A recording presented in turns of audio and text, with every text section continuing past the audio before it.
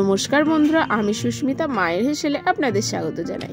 আবার চলে এলাম নতুন দিনে নতুন একটা রেসিপি নিয়ে। আজকের রেসিপি হলো টক দই। গরম পড়েই গেছে, আর এই গরমকালে এরকম টক দই, তাও আবার ঘরে তৈরি করা, অতি সহজে 10 মিনিটের মধ্যেই আপনারা বানিয়ে নেবেন। সেই প্রসেসটাই আজকে দেখাবো। তা সম্পূর্ণ ভিডিওটা দেখুন একটা লাইক দিয়ে, তাহলেই বাড়িতে কিন্তু 10 মিনিটেই আপনারা টক দই বানিয়ে ফেলতে পারেন। তো দেখুন আজকের টক দই বানানোর পদ্ধতিটা, তাও আবার পাউডার দুধে। আমি এরকম দুটো বাটি নিয়েছি, একটা স্টিলের বাটিতে করব, তাই বাটি মেপে আমি এখানে জল দিয়ে নিচ্ছি। আমি যেহেতু পাউডার দুধে ব্যবহার করব, তার জন্য বাটি মেপে আমি 2 বাটি এখানে জল নিয়ে নিলাম। আর এই বাটিটাতেই কিন্তু আমি টক দইগুলো বানাবো। আর এখানে দেখুন জলটা আমি গরম করতে দিয়ে দিলাম। আঙুল লাগিয়ে দেখে নিলাম কতটা গরম হয়েছে, আঙুল ডোবানোর মতো এরকম অবস্থাতেই দিয়ে দিতে হবে পাউডার দুধ। 1 বাটি জলের যে মাপটা হলো 2 বাটি পাউডার দুধ। আমি 4 চামচ এখানে পাউডার দুধ দিয়ে দিলাম 2 বাটি জলের জন্য। ভালো করে এবার নাড়াচাড়া করে নেব প্রায় 10 মিনিট।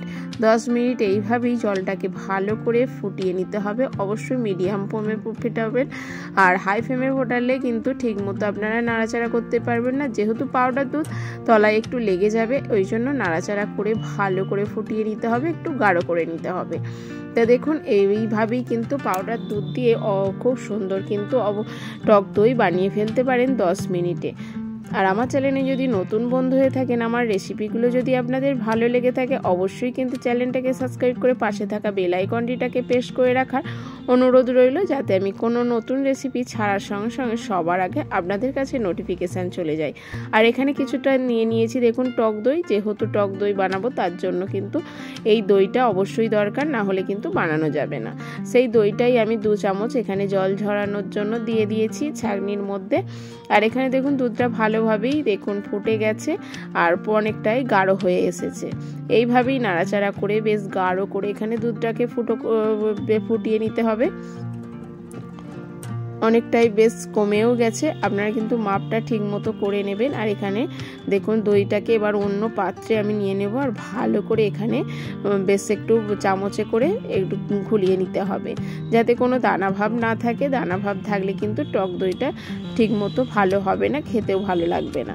এইভাবেই চামচে করে আমি 5 মিনিট মতো এইভাবে ডলে ডলে পুরো মসৃণ একটা পেস্ট মতো করে নেব। আর এখানে গ্যাসটাকে অফ করে দিয়েছি। দেখুন ওপর থেকে কীরকম সর পড়ে গেছে। এবার অনেকটাই ঠান্ডা হয়ে গেছে। এই সময় দিয়ে দেব ওই দইয়ের মধ্যে দুধটাকে। এইভাবে ভালো করে নাড়াচাড়া করে নিলাম। করে নিয়ে ওদিকে আমার দইটাও ভালোভাবেই ঘাটা হয়ে গেছে। এবার দিয়ে দিলাম ওই টক দইয়ের মধ্যে দুধটাকে। ভালো করে মিশিয়ে নিতে হবে এই টক দইয়ের সঙ্গে এই দুধটাকে।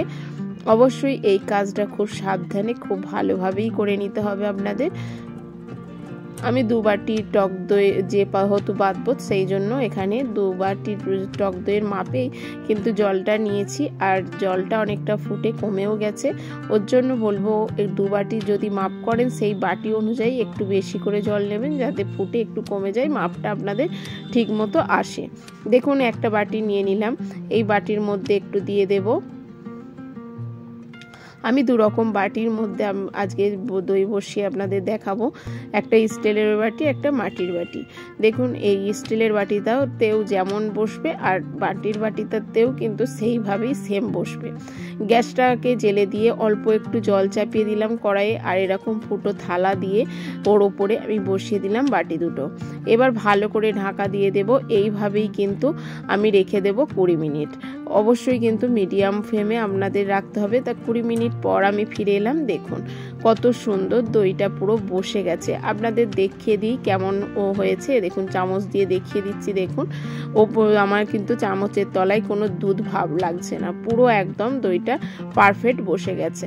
এবার দই যেহেতু ঠান্ডায় খেতে ভালো লাগে, তার জন্য আমি দইটাকে ভালো করে এবার গরম থেকে ঠান্ডা করে নেব।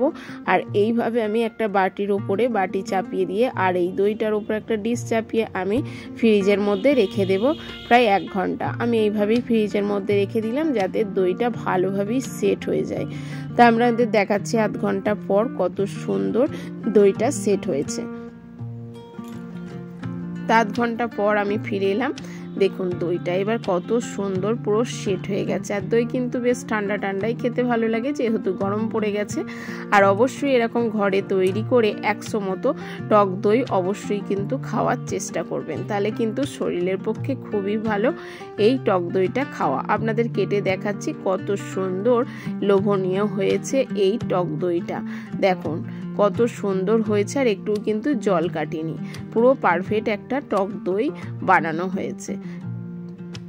আপনারা এইভাবে অবশ্যই একবার টক দই বানিয়ে খেয়ে দেখবেন কত সুন্দর হয়, আর কত সহজেই কিন্তু ঝটপট বানানো হয়ে যায়।